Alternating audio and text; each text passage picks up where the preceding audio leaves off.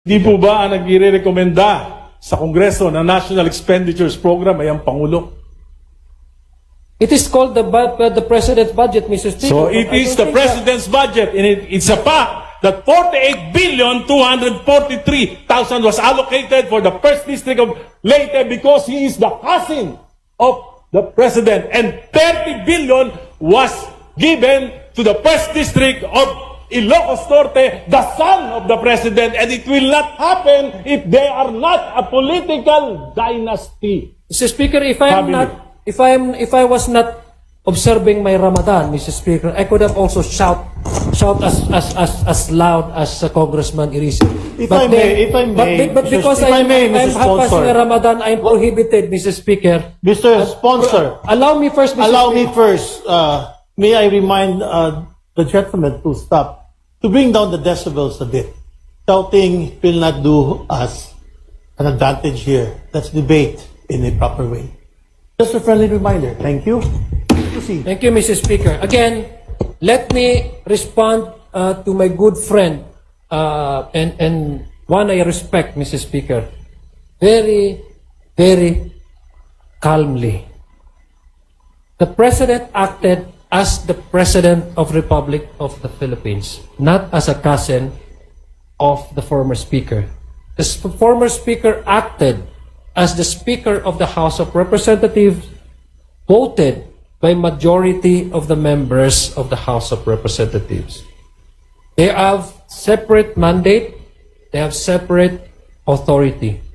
To say the opposite is not only accusing these two gentlemen, but it is, Mr. Speaker, a very sheer example or conclusory, like one that is having a bias.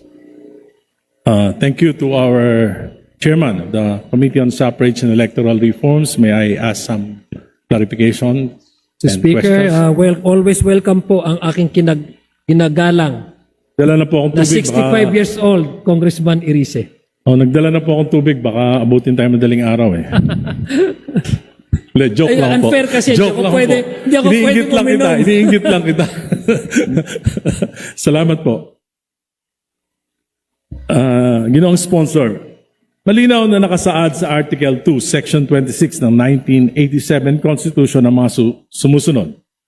The state shall guarantee equal access to opportunities for public service and prohibit political dynasties as may be defined by law. Ang tanong ko po ay napakasimple.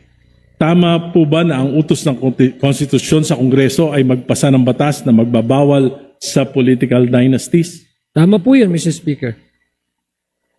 Hindi po ba sinabi ng konstitusyon na i-regulate lamang ito?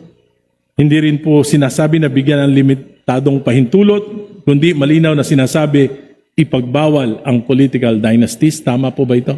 Yeah, full stop po. Ang sinabi po ng Constitution is to prohibit anti-political dynasty law as may be defined by law. Ang doon po yung definition is pagkarapatan na binibigay sa atin, mandato na binibigay po sa atin ng ating Constitution kung paano po natin to bibigyang buhay itong anti-political But it should dynasty. prohibit. Pero if I may be allowed, Mr. Speaker, pero siyempre, kung wala pong absent po talaga yan sa Constitution, babalikan din po natin yung intent ng batas na iyon. Tama po. Ang intent po ng batas na iyon, titingnan po natin kung paano po nagkaroon ng diskusyon ang mga framers ng Constitution. Sinabi po nila is hindi po complete absolute abolition. Ito po ay regulation, Mr. Speaker, Your Honor. Ang intensyon nila ay pigilan ang konsentrasyon ng kapangyarihan sa iilang pamilya. Dahil Tama po ito yan. ang isa sa mga ugat ng korupsyon, patronage politics, kahinaan ng political parties at kawalan ng tunay na kompetisyon sa politika. Ito po yung arguments ng mga framers ng Constitution. Tama po yun, Mr. Speaker. Ang layunin ng probisyong ito ay buksan ang politika sa mas maraming Pilipino, hindi upang i-institutionalize ang kapangyarihan ng mga political clan. Tama po? Tama po yun. Ngayon po, Ginoong Sponsor, ayon sa bersyon ng inyong committee, pinapayagan pa rin ang mga magkakamag-anak hanggang ikalawang antas ng consanguinity o affinity na sabay-sabay humawak ng posisyon sa gobyerno basta't magkakaibang antas o posisyon. Tama po ba yon? Tama po yun, Mr. Speaker. Halimbawa, isang miyembro ng pamilya ay pwedeng tumakbo, manalo sa posisyon ng national, for example, senador. Halimbawa, si Senador de la Cruz. Tama po ba yun? Tama po, Mr. Speaker. At Maaari din yung po siyang matalo. ang kanyang anak ay pwedeng tumakbo at manalo bilang gobernador, makaupo bilang gobernador. Pwede po yun? Pwede rin pong tumakbo at matalo. Hindi, pero pwedeng maupo. Pwede pong manalo at matalo. O nga po, pwede nga pong, pag nanalo, mauupo. Tama? Tama So, po. sabay Pero pag- sila. Tama po. Isang senador, isang governor. Tama? Tama Sabay po yun. sila. Kung pwede pong maging sabay, po pwedeng hindi magsabay, po pwedeng matalo yung isa Hindi sa nga po, kanila. kung mananalo, sabay sila, pwede. Kung yung frame of mind nyo po ang gusto niyo Hindi po, ngayon, yun ang frame. Ang tinatanong ko lang po, simple lang. Kung sabay silang manalo, sabay silang makakaupo. Tama? hypothetically, posible mangyari po. Mr. Yes. Speaker. At nangyayari po yan. Tama Marami naman pong- po, Mr. Speaker. Marami pong, may senador po, mayor, ang asawa. Tama po?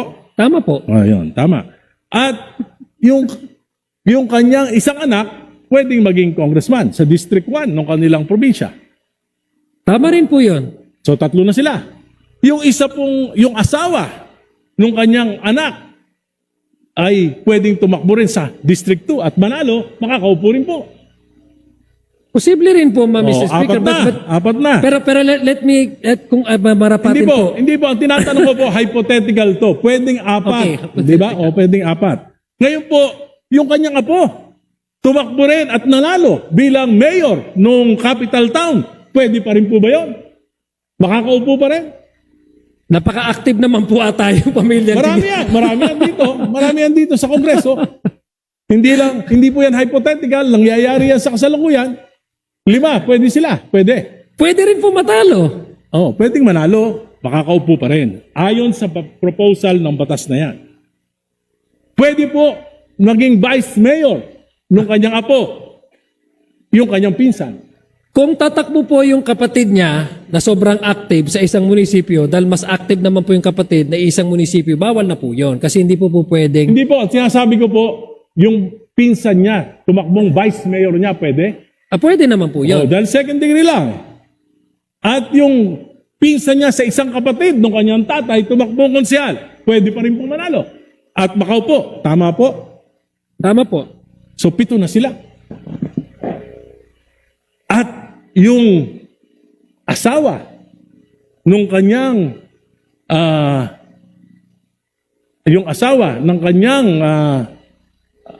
ang kapatid ng kanyang asawa ay tumakbo naman bilang barangay captain. Pwede pa rin. Tama po? Tama po. Pero pwede po ako mag-explain kasi puros lang kung tama o mali. Hindi, yun ang Hindi, inaako. Walo kung na. mamarapatin. Walo na. Kung I am asking this question. This is Let me just a allow me- premise. This is just a premise at meron po tayong Okay, but let itatanong me pagkatapos. explain, Mr. Speaker. If my good Hindi po. friend, isa sa pinaka nirerespeto ko. Just a short, Ramadan po namin, pagbigyan mo na po ako mag-explain. Kung mamarapatin po. All Sige of these things are possible, Mr. Speaker. These are hypothetical. This can happen. This can be certain or it can be uncertain. But what is certain, Mr. Speaker, is we allow the people to vote. And that is the primordial consideration of this proposal, Mr. Bakit pa po Speaker. tayo nagpapasa ng batas kung pabayaan na lang natin yung mga tao?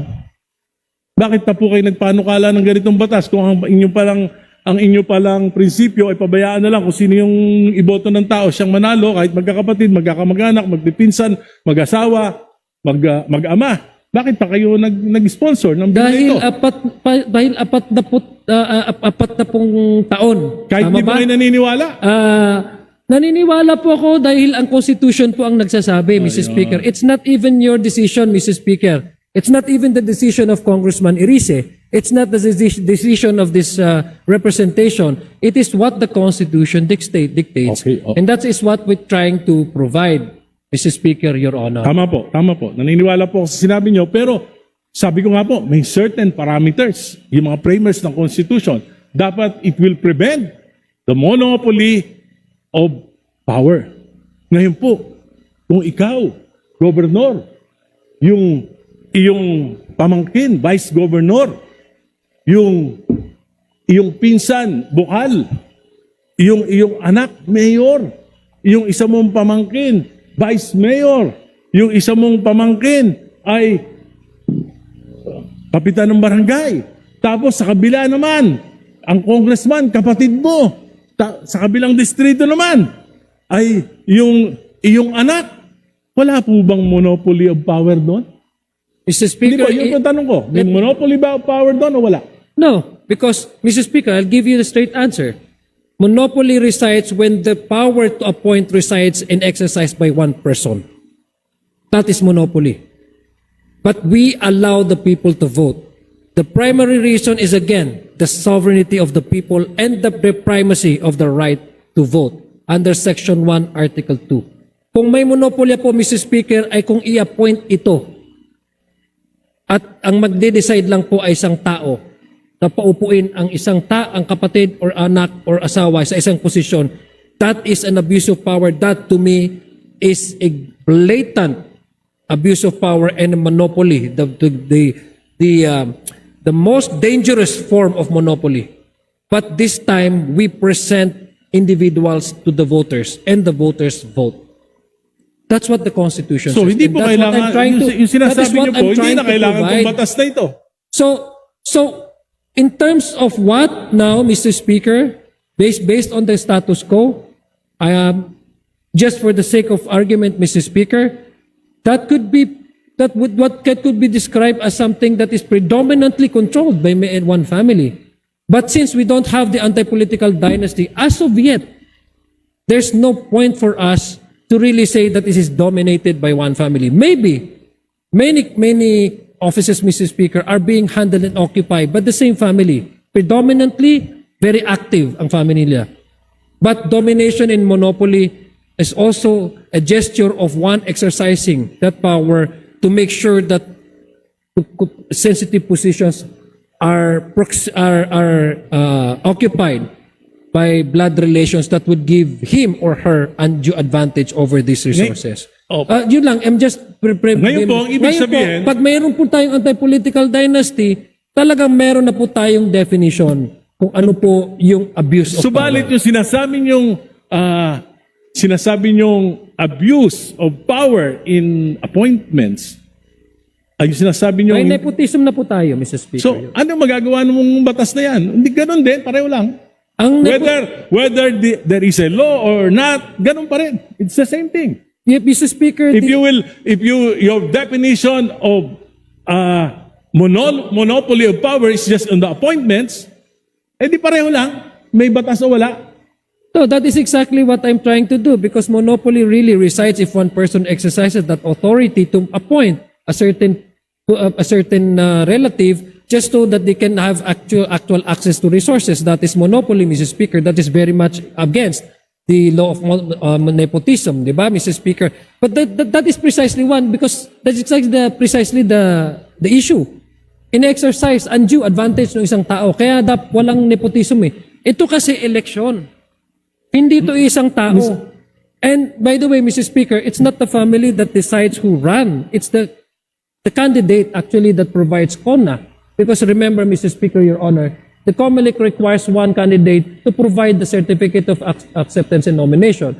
If you don't have that, probably the tendency you will be described as a nuisance candidate. There are many No, Mr. Speaker, my point here, Mr. Speaker, is that the reason why we allow all of this because number one, the subdivision under our political system, 7160, is the autonomy of each political unit. It has a separate constituency. It has to exercise its mandate. It has an internal mechanism and regulation to run their affairs, not necessarily connected with the one or neighboring LGU. That's how the structure of our political units under the 1971-60, Mr. Speaker, of the Local Government Code. We also attach that in order that we can balance it out with the right to vote and the right to be voted upon. And I've mentioned earlier, Mr. Speaker, there are several bases, not only in the Constitution, Section 5 on the suffrage, Section 1, Article 1, but there are other treatises internationally which we are the party or signatory of this covenants, the civil and political rights, etc.,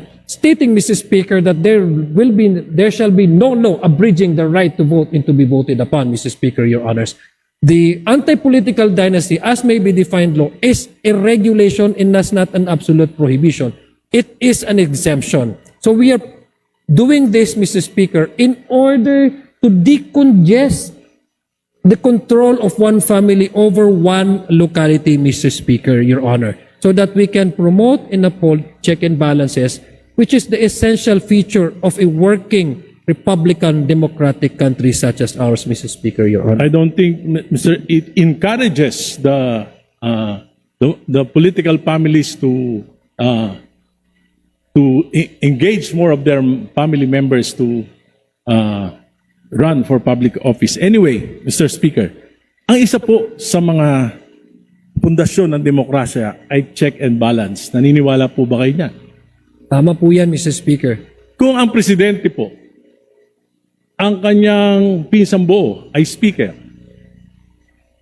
at ang kanyang anak ay majority leader, magkakaroon po ba ng check and balance? Unang-una po, yes po, dahil unang-una, ang magkakaiba-iba naman po ng jurisdiction, itong ihikatura, legislatura at ihikutibo. Pasensya na, hindi po ako Tagalog, Maranaw po ako, kaya ihikutibo at legislatura, Mr. Speaker. Sa tingin niyo po ba yan ay hindi magdudulot ng pag-abuso?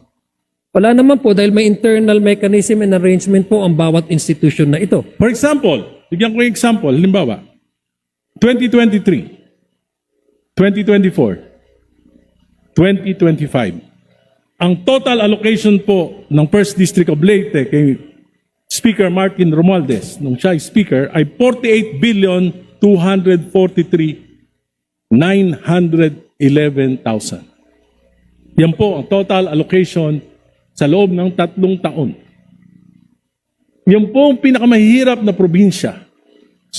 Swerte na maka 3 bilyon, 4 na bilyon sa isang taon. Bakit nangyari ito? Bakit hindi equitable yung distribution pagdating kay Speaker Romualdez? Dahil siya ba ay pinsan ng presidente?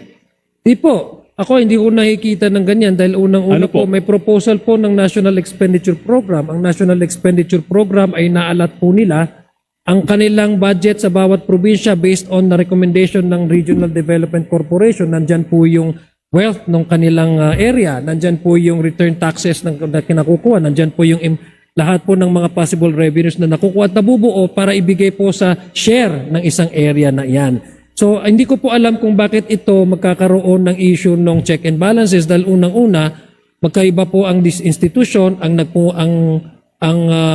nag-approve naman po ang Kongreso at wala naman pong kinalaman dito ang ating Pangulo pagdating po sa pag-appreciate ng bawat distrito kung kailan o ano ang kanilang magiging Hindi proyekto. po bang Sa palagay ko po, that is far-fetched conclusion, Mr. Speaker. I Hindi po understand ba that they are, nag- Mr. Speaker, allow me first to address this question. I understand that there are members here who are more biased about this and they want to make this as something political. But I don't think this is something that we can actually attribute the President to the issue of the 2024, 25, 25 elections, although this is a separate discussion altogether. But I'm just giving way to our good gentleman because he premised it on the anti-political dynasty. Again, the straight answer is it has no bearing whatsoever. The President being the cousin of the former Speaker of the House of Representatives, how the House of Representatives receives the National Expenditure Program, how the House of Representatives deliberated individual budget of each agencies, how the House of Representatives went on to participate in the bicameral conference, and how the House of Representatives ratified the result of the bicameral conference committee, Mrs. hindi po ba ang nagre-rekomenda sa Kongreso ng National Expenditures Program ay ang Pangulo? It is called the President's budget, Mr. Speaker. So it but I is don't the think President's budget, and it's a fact that 48,243,000 was allocated for the First District of Leyte because he is the cousin of the President, and 30 billion was given to the First District of Ilocos Norte, the son of the President, and it will not happen if they are not a political dynasty. Mr. Speaker, if I was not observing my Ramadan, Mr. Speaker, I could have also shout as loud as Congressman Irisi. If I may, but Mr. because If I may, I'm Mr. half passing Sponsor. Ramadan, I'm prohibited, Mr. Speaker. Mr. Sponsor, Allow me first, Mr. allow me Speaker. first, may I remind the gentleman to stop, to bring down the decibels a bit. Shouting will not do us an advantage here. Let's debate in a proper way. Just a friendly reminder. Thank you. Proceed. Thank you, Mr. Speaker. Again, let me respond to my good friend and one I respect, Mr. Speaker, very, very calmly. The President acted as the President of Republic of the Philippines, not as a cousin of the former Speaker. The former Speaker acted as the Speaker of the House of Representatives, voted by majority of the members of the House of Representatives. They have separate mandate, they have separate authority. To say the opposite is not only accusing these two gentlemen, but it is, Mr. Speaker, a very sheer example or conclusory, like one that is having a bias. So I doubt, Mr. Speaker, that the gentleman from Caloocan, one of our respected legislator, would have to derive into that conclusion, discussing about political dynasty and framing it in a way that highlights the blood relation between the sitting president and the former Speaker of the House of Representatives. Mr. Speaker, Your Honor. Thank you, Mr. Speaker. Noong panahon po ni Pangulong Duterte, ang Quadcom sinabi po na 51 billion yung flood control program ni Congressman Paulo Duterte. Bakit po nangyari yun? Iba dahil political dynasty rin sila? At ang Pangulo rin ay ang kanyang ama? Yan po, sinabi ng Quadcom. Mr. Speaker, Tama po ba? Mr. Speaker, What is true to Duterte is not true to the Marcoses. They are both political dynasties. Mr. Speaker, there are issues, Mr. Speaker, that do not necessarily share by one family, especially if this is about political issues, etc. That's why you have many families running against each other. Because it does not necessarily mean that one family share the same political ideology or advocacy or opinion. But let me frame it to a more actual occurrences in the past, Mr. Speaker. And what the gentleman is referring to, the 2025 budget, Mr. Speaker. It went through, the whole country was watching, Mr. Speaker, during the deliberation. It went through the committee hearings. It passed through the House of Senate. Senate is also parallel doing their own version. And mind you, Mr. Speaker, the 2025 version of the House of the budget was not the 100% reflective of the House version the one that we adopted in 2025. Mind you, Mr. Speaker, what we adopted in the House of Representatives has the education sector has the highest number of budget amount, the GAAB House version. When it went to the BICAM, it was changed, Mr. Speaker. So where was the participation of the President vis-a-vis the House at the time, former Speaker Martin Romualdez? There was none, if you ask me. There was. There was none, Mr. Speaker. There Number was. two, The House ratified allow me to, Mr. the BICAM report. The Mr. Speaker, House again, ratified. I would pretend that the good gentleman from Caloocan is observing the proper decorum because I am under fasting, Mr. Speaker. I would humbly request him, for the sake of our shared Abrahamic faith, to please avoid shouting. Sorry. Because I can hear you. I can hear you quite clearly, Mr. Speaker. Mr. Sponsor, may Thank I just you. respond to you? Yeah, I will. Yes. Allow me first. I am not angry. Allow me This is first just to my continue. natural voice. And I'm very passionate about this because I've been fighting political dynasties for 40 years. So, pagbigyan nyo na ako, dahil hindi naman ho ako galit, itong akin ho ay passion for this particular proposal dahil 40 taon na po ko, 4 political dynasties yung nilabanan ko, buti pa nga buhay pa ako, at napahirapan talaga ako ng gusto at alam ko yung frame of mind ng karaniwang mga political dynasties. So, yung pong boses ko, hindi po ibig sabihin galit ako.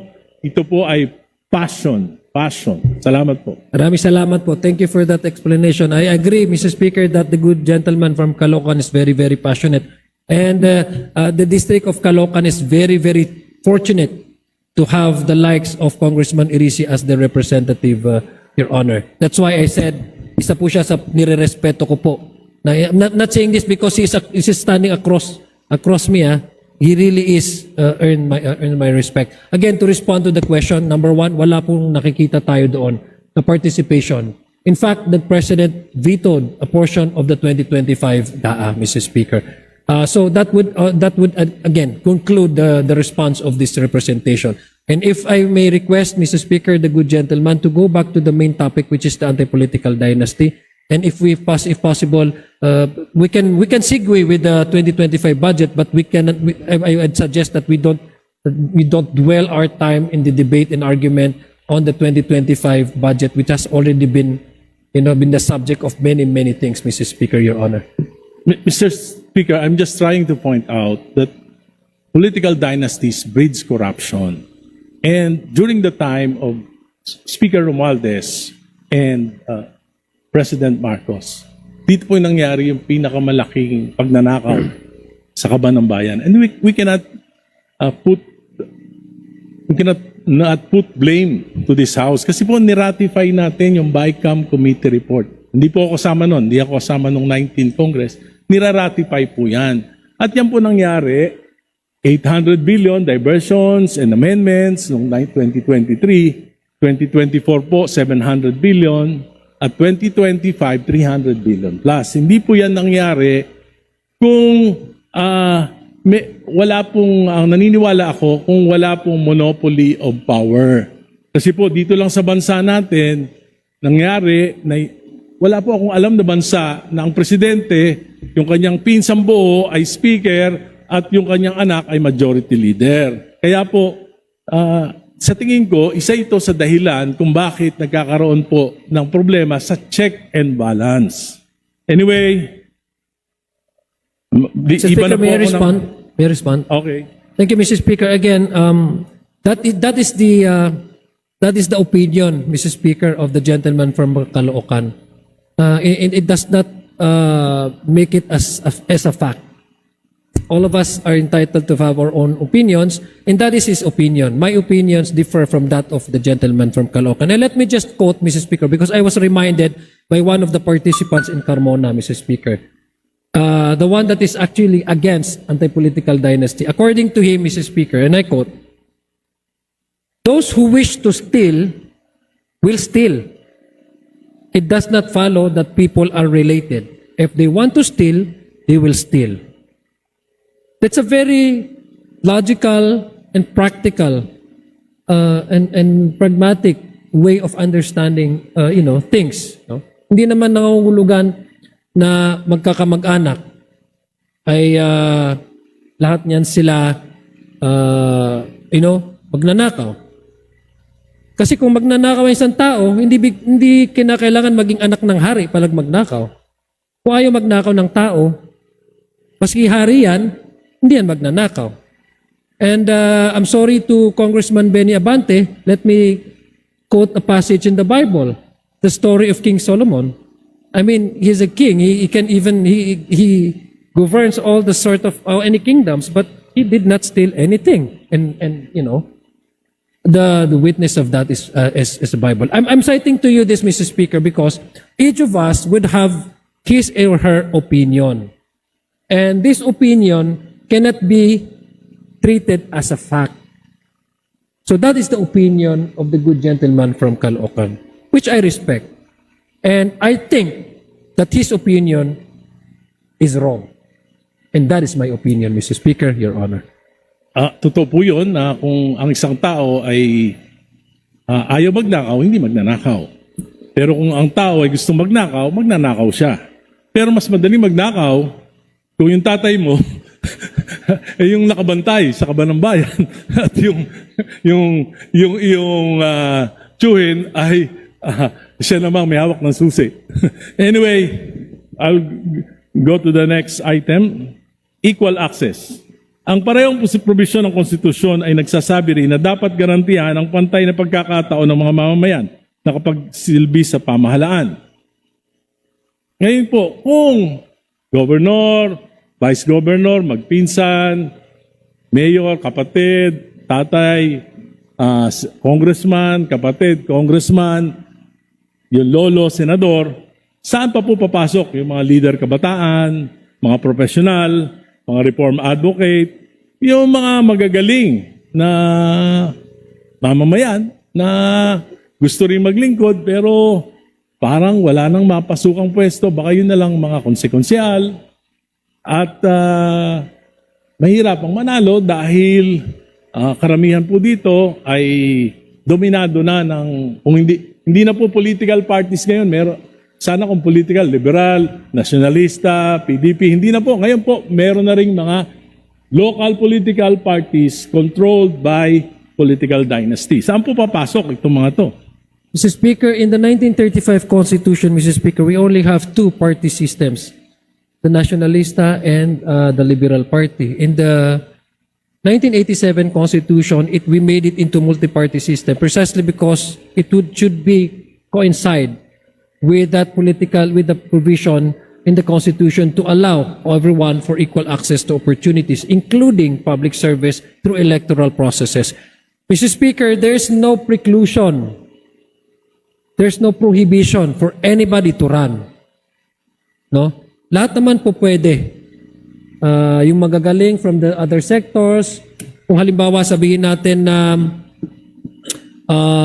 overcrowded ng politika, halimbawa ng family, yung mga posisyon, paano naman yung ibang political families o ibang kandidato, saan sila pupwesto? Pupwesto naman, pwede naman po sila kasi ang halalan, kung nasa sa tamang taon ka, edad, wala ka namang kaso, hindi ka naman madideclare nuisance, at meron ka namang partido na nire-representa at nininominate ka ng partido mo, pwede ka naman tumakbo. Wala naman nagsasabing bawal eh. Kaya nga po, ang aking kasagutan sa aking kaibigan at mukhang tutulungan po niya ako dito, kailangan natin i-pair itong anti-political dynasty. Balikan po natin yung campaign finance.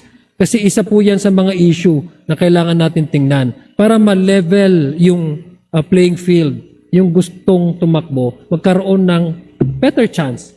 Kasi naniniwala man po talaga ako kay Congressman Irice, meron talagang mga qualified na candidate na because they don't have that resources, ay wala silang pagkakataon na manalo. So baka pwede natin balikan yung mga electoral reform measures tulad po ng campaign finance, strengthening political system, Mr. Speaker, Your Honor.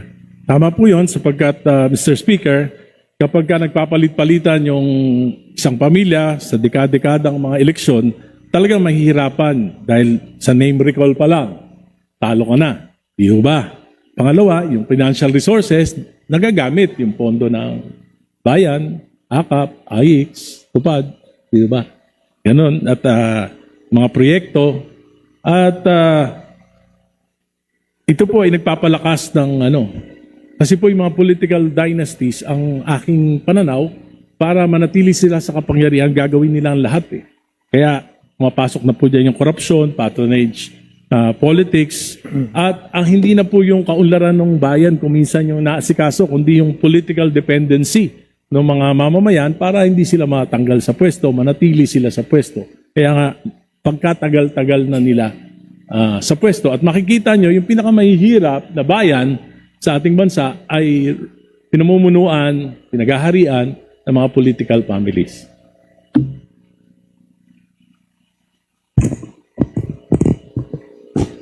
Yun ang sponsor. Kung ang mandato ng konstitusyon ay pagbawal ang political dynasties, ngunit ang batas na ipapasa natin, it will still allow the domination of political monopoly and will really limit the participation of ordinary citizens. Hindi ba sa tingin nyo pwede itong ma-question sa Korte Suprema? Mr. Speaker, the reason why we are actually trying to at least balance it out, no? To give also primacy to the general principle, which is the equal access for all for public service, and it is in the first line, Article 26, Section 2. No, the state shall ensure equal opportunity to public service, and then there comes the next line, which is prohibiting the anti-political dynasty, is in order that we avoid a possible question or petition before the Supreme Court. That is what we intend to avoid. Because I personally would like to, I should be candid about this, no? Let me be honest with this. It is not, as a form of a track record, it is not good on my reputation to sponsor something which later on struck by the Supreme Court as constitutional. But to give you the direct answer, yes, anything can be questioned before the Supreme Court. This is a Republican democratic country. Anybody can do so. Salamat po. Nais kong banggitin po sa ating chairman ng Committee on Suffrage and Electoral na napakalayo po ng bersyon ng panukalang batas na tinatalakay natin dito sa bersyon na inaprubahan ng committee sa Senado.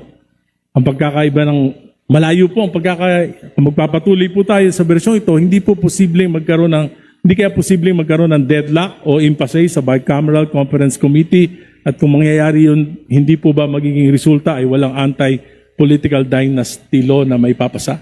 And again, Mr. Speaker, that is what we do, no, and what does as much as possible try to avoid. There will be discussions, I'm sure. Sigurado po yan. Medyo mainit po yung discussion sa BICAM. Sigurado po dahil yung may mga disagreeing provisions nga po.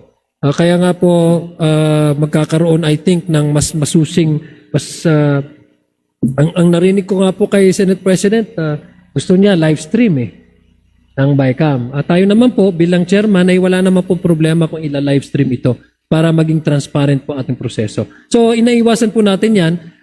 We're hoping na magkakaroon talaga ng debate. Ito po ay priority bill ng ating Pangulo. Tama po ba? Yes po, isa po ito sa na-considera na LEDAC priority, Your Honor, Mr. Speaker. So ito po ay napag-usapan sa LEDAC. Napag-usapan po ito sa LEDAC, I'm sure. Because, ano po napagkasunduan? Kasi po, nandun po ang ating Pangulo na siya po nag-prioritize nito at pinangako niya ito sa kanyang mga pahayag sa mga mamamayan. Nandun din po ang miyembro ng mababang kapulungan, nandun din yung miyembro ng Senado.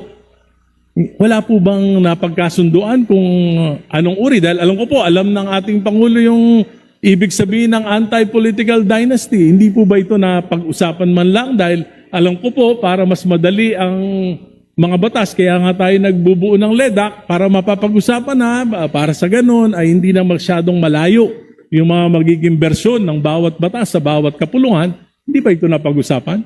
Naiintindihan ko po yung practicality na sinasabi po ni Congressman na aking kaibigan na galang-galang na Irise. Ngunit ang Pangulo po, totoo po yung kanyang sinasabi through his spokesperson, si Yusek Castro, na ginagalang po ng Pangulo yung proseso at independensa ng mababa at ng makapulungan at ng Senado. Sinasabi po niya kinakailangan magkaroon na ng legal definition ang anti-political dynasty. Ngunit kung paano po itong proseso na ito, paano po mag-arrive into different versions ang Kongreso, ang House of Representatives, ang Senado, ay kanya po itong nirerespeto sa pamamagitan ng hindi pag-intervene kung ano po yung magiging paksa o bersyon nitong dalawang kapulungan na ito. Dahil meron naman po talaga tayong mekanismo, ito po yung BICAM. Pero naninanais ko po sabihin kay Congressman Irise, ang very strict po na natatanggap natin na galing sa Pangulo at very much open naman po ang kanyang opisina na kinakailangan may anti-political dynasty at magkaroon na ng definisyon para mabuhay ang konstitusyon pagdating sa paglilimita ng monopolya ng bawat pamilya sa bawat distrito o bawat locality sa ating bansa. Sir Speaker, Mr. Sponsor, the version coming from this House is authored by the son of the President. That is correct, Mr. Speaker. And he did not consult the President on what what is on the president's mind in prioritizing this particular bill? I cannot speak for the majority leader, neither would I know the family dynamics But the or majority what they leader discuss is the on table author. on dinner table. But my association with the majority leader is me being the chairman of the electoral reform, and he as our majority leader. We don't discuss about family matters or what discussions they discuss it over on the table with the president. So I would not know, Mrs. Speaker. Di po ba ang purpose ng LEDAC ay para magkaroon ng isang direksyon ang gobyerno? May isang polisiya ba o magkakaibang interes ang umiiral? The purpose of LEDAC, Mrs. Speaker, is for the national government to identify priority legislations that might be needed to attain the objective of a certain administration. In this case, the Marcos administration felt that we need to give life to the 40 years na nakastagnant na anti-political dynasty as far as this proposal is concerned. Mr. Speaker, so you are saying that the only objective of the president is to provide a definition and not political reforms? That is to make it more simple, but the impact of this proposal, Mr. Speaker, is to change altogether the political landscape. As stated earlier, Mr. Speaker, I have given you actual numbers on the direct impact of the anti-political dynasty on the municipal, city, government, and national level, Mr. Hindi Speaker. po Your Honor. magkakaroon ng direct impact yung mga sinabi niyo pong numero, lilipat lang po ng posisyon. That we cannot do because Yes, lilipat lang po. I am here as a sponsor, not as a clairvoyance. I cannot predict what will happen to those who will be displaced by this anti-political dynasty measure. Mr. Speaker, allow me to go further. Because this is no longer just about legislative inconsistency. This is about sincerity. If this House passes a bill that effectively protects political dynasties, then what message that sends? It sends a message that the President's commitment to political reform ay hindi totoo. That his promise to prevent repetition of trillion peso corruption, particularly in sectors like flood control, ay hindi seryoso. That instead of real reforms, what we are seeing is appeasement, delay, at pagpapalipas ng galit ng taong bayan. Marami na po nagrarally against anti-political dynasty. Let us not deceive ourselves. When you file a weak law, when you pass a diluted version, when you allow contradiction between the House and the Senate, you are not solving the problem.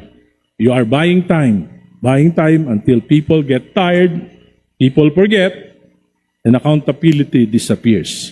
And that is the danger. Because corruption thrives not only in secrecy, but in delay, distraction, and deception. Mr. Speaker, ulitin ko po. Bilang pagwawakas, ulitin ko lang po, mabuti. Kung may papasa natin yung batas na ito, ay kung ako po ay tatakbong governor at nanalo, makakaupo ako. Sana manalo ka. Kung manalo po. Okay? Hypothetical question. Kung ako po ay tumakbong governor, nanalo ako, makakaupo ako. Tama po? Pwede? Yes, kung manalo po kayo. Kung yung anak ko ay tumakbo na congressman sa 1st District at nanalo po, makakaupo din po? Yes po, kung manalo. Pwede po? Kung manalo po. Dalawa na kami. Yung isa ko pong anak, dalawa lang po yung anak ko, tumakbo naman sa District 2 ng Caloocan at nanalo, makakaupo din po. Kung manalo po siya. Manalo po. Kung Tama, manalo po tatlo siya. na kami. Yung asawa ko po na hindi nakikialam sa politika dahil sa batas na may papasahan na ito, nagka-interest na. Biglang tumakbo na senador. Pwede pa rin manalo at Okay. makaupo yung asawa. Naku, ang laki ng gastos nyo. Manong Oo, Geres, di bali po. Manong Egay, ha? Pero pwede po. Kung manalo po siya. Yung pamangking ko po at tumakbo ng vice mayor ng Caloocan, nanalo. Pwede pa rin po makaupo. Kung manalo po siya, and I hope that is not your plan, ha? Hindi nga po. Kaya, Medyo malaki yung gagastos. na-encourage po ako sa batas nyo eh. Sa panukala nyo. Pwede. 5. Kung mananalo po, kasi ang taong bayan po ang magde-decide, Kaya nga po, Mr. Speaker, Your tanong Honor. nga lang po kung pwede. Pwede po. Tama po, kung siya po yung binoto ng ating taong bayan, sila po yung may kapangyarihan. So tama po, mananalo po kung At binoto ng yung taong bayan. sister-in-law ko po, kung tumakbo pong mayor at nanalo, pwede pa rin makaupo. Pag nanalo po at binoto siya ng taong bayan, mauupo po talaga siya. So, ito po ay hindi po anti-political dynasty law. It will institutionalize political dynasties. At palagay ko po, mga tayo nagpinoyhenyo tayo, pwede ka na pwede. Kaya ang final na sagot ko po, hindi to anti-political dynasty law. Ito po ay isang budol. Budol. Budol. Salamat po. Maraming salamat po. Allow me to respond.